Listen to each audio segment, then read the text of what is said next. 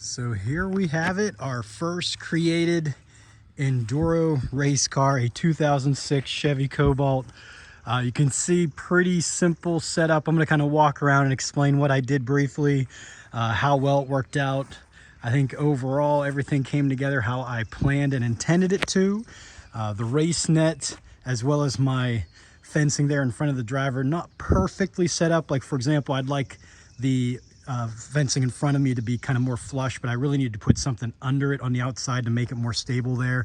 And I didn't. I mean, I could have, but I didn't. It was like a rod or something. And then the race net, I'd like slid a little more forward, but just the way it was set up with this Cobalt, it was kind of the easiest way to do it like that. So yeah, this is her. We're excited. She is a stock Enduro race car build. And what I mean by that is if you're someone that follows either my YouTube channel, I've really gotten into the Cobalts the last couple years, or just are knowledgeable about these more modern compact cars themselves. Whenever I say she is straight stock, not only do I mean the tank is in its original position, but that shouldn't be an issue. It's obviously a race. The fuel lines are fine. The tank's fine. No issue there. But the bigger thing is the front wheels, and I'll show at the end of the video. If you want to hang around when I'm done showing everything, I will show how these spindles that are not these steel spindles that I've been taking off of a Sunfire or a Cavalier and running with my Derby Cobalts the last year and a half, because they're just so tough at the wheel with those steel spindles, but rather the aluminum ones. And I don't know if you can see, yeah, not really, but where it attaches, I'll show at the end of the video if you want to see, but where it attaches to the strut, those aluminum ones just almost break apart. I mean, it really is alarming and like unsafe, but that's what I mean. And if you're doing a 100 lap Enduro race, so today it's a little cloudy right now. It was supposed to be sunny, but tomorrow it's going to be a beautiful day. 80s, sun all day. We are going to Knox Raceway, or Knox Speedway, I should say, in Knox, PA. Tomorrow is June 21st, 2025, and it will be my first Enduro race. They have a Derby to follow as well. It'll be a good show. I ran the Derby there last year with the Sentra. Got down to third, was pretty fortunate in that run. But we're going to do the Enduro race now. So excited. She runs good. Again, as I said, 2.2 EcoTech is the motor under the hood. I'll show that here in a moment. Again, I did my basic cut out the car hood there. You don't have to. They suggest it, but after I'm done with the car, I'll derby anyways.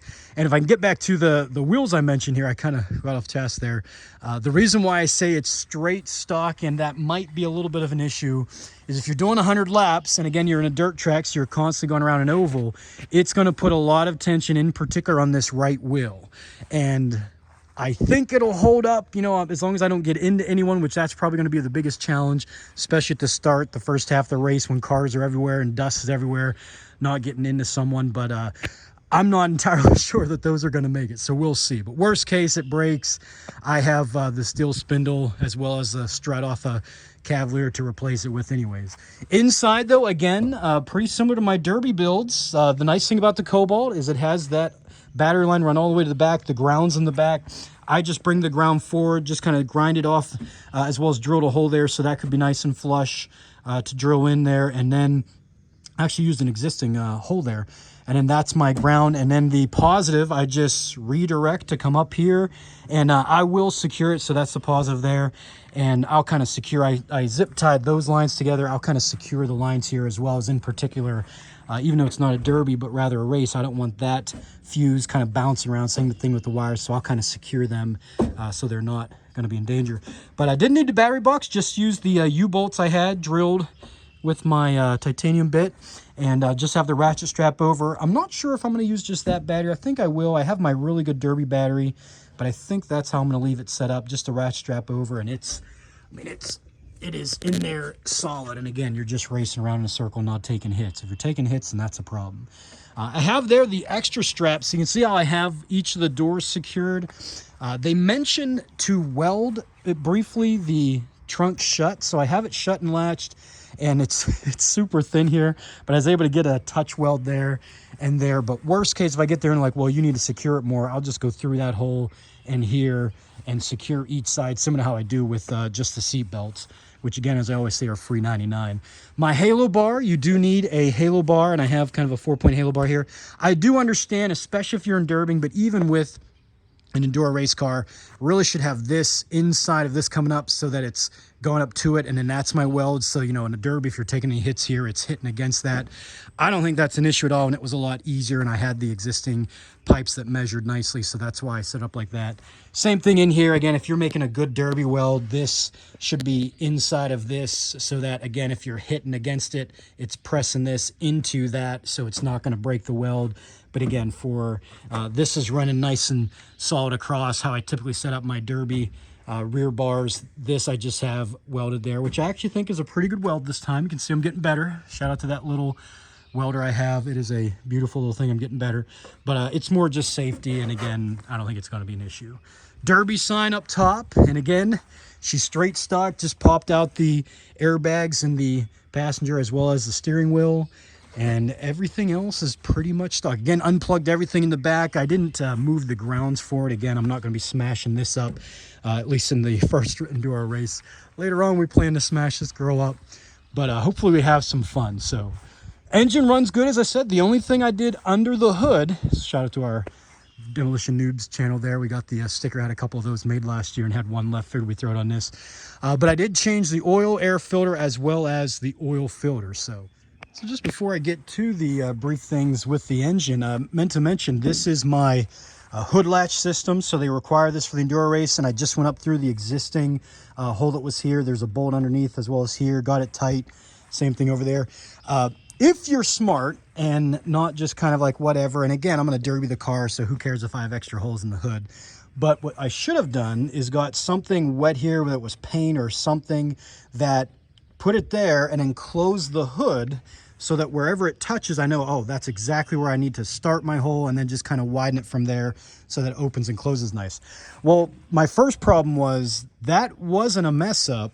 I was actually on this hole, but the problem was my bar here wasn't quite tall enough if I used the inside existing hole. So I had to slide all the way out. There was the rubber kind of catcher here. So I just took that out and went through there and had to drill again. So everything went in. This is just glue. I sprayed around it on top of these small. I just used my small titanium bit to make an existing hole and then tighten these screws down. But that's why there's extra holes. You can see over there on the inside as well. Again, not a big deal. I'll actually widen those and use those whenever I eventually derby this car. But yeah, if you're doing it and doing it properly, put like wet paint or something on there, close it on the hood, see exactly where you want it. That would make more sense. Otherwise, my kind of a string here, or my cable rather, I just again went through an existing hole, and this bolt was a little rusty. Just some old bolts I keep as I take apart the cars in case I need them, and just went through there with a washer, tighten it down so that's good and snug there, and then it'll reach around and attach onto the hood how I had it. So simple, but yeah, lesson learned, I guess, if you're actually going to do it right. But yeah, under the hood, again, just kind of pulled in my headlights and everything. Again, don't cut anything up front. I always say that with the derby cars. Unplug the, right here's the impact sensor that runs to the airbags. Again, if it's a yellow plug, like you see that guy right there, that is the airbag. Same thing if it's inside, I unplug all that. I always remove the airbag in the passenger seat and steering wheel anyways. But just kind of pull them in, zip tie them so they're secure out of the way. Again, for a derby, I'd actually kind of get them more in and spray foam along the lines, but for this being a race enduro car, not worried about it. So as I said, brand new air filter, brand new 5 gallons of very nice STP good oil, as well as the oil filter I changed, and that's pretty much it. Topped off just a little bit the coolant, but otherwise she again is straight stock underneath. So pretty simple setup with the hood. So just to wrap up, is again, I got the hood clamps back on there. You can see how they work great. This again, shout out to these fender washers. If you're someone like me, you're like, how do I refer to this as chicken wire, but how do I kind of get it so it's stable in the car and not going to move? As at Home Depot, and the gentleman's like, oh, we got these fender washers, and then these are just your self-tapping screws, which kind of, once you get them started into the sheet metal, it grabs and pulls all the way through, and those are on there good and snug. So just clip down my wiring. Again, as I said, something run under there. I still could do it, but for this first race, I'm not worried about it at all. But that would just make it more flush, but not an issue. Just meant to keep any debris. And then again, the race net safety racing. I got it off of Amazon, and again, drilled there and there. I got a zip tie there to hold that bottom. I got the net and installation kit, and again, no directions. I actually made a little video I'll probably put on the channel in case someone's like me and like there's no directions in the stuff I got. There's no directions online on the site. How do I get this together? And it was just a little tricky figuring out how to get the top ones in, which again, I welded, and I mentioned that in my making of video. Otherwise, again, pretty simple, pretty quick. Hopefully some fun. 100 laps. It would be great, of course, you know, to be down there at the end and possibly get a trophy in the top 3. My goal, though, however, for success is to make all 100 laps. So that means keep my, you know, my sheet metal, my fenders clean, my wheels in particular clean, so I don't get a flat, especially the front, but even the back would create some damage as well as some issues, and hopefully have some fun. So not really sure what to expect. It's just something I always wanted to do. And I'm like, you know what? I got this Cobalt, and yes, she'd be a good derby car, right, if I can set up how I normally do, but it runs well enough. There's no kind of major issues that it can't go at high speeds. I've actually had it out in front of my house doing 55, 60, and she runs good and seems good to go. So hopefully some fun. We'll make kind of a wrap up post race video. Hopefully she's all in one piece still, and we'll have some fun. So I had to pull it back inside as the rain has continued. Tomorrow again, it was looking great. But you can see here with the light on it, that again is the aluminum spindle, and you can see how it is eating away, or already been eaten away to where it mounts to the struts. So is it gonna hold with 100 laps on that right wheel? We shall see. I'm hoping so.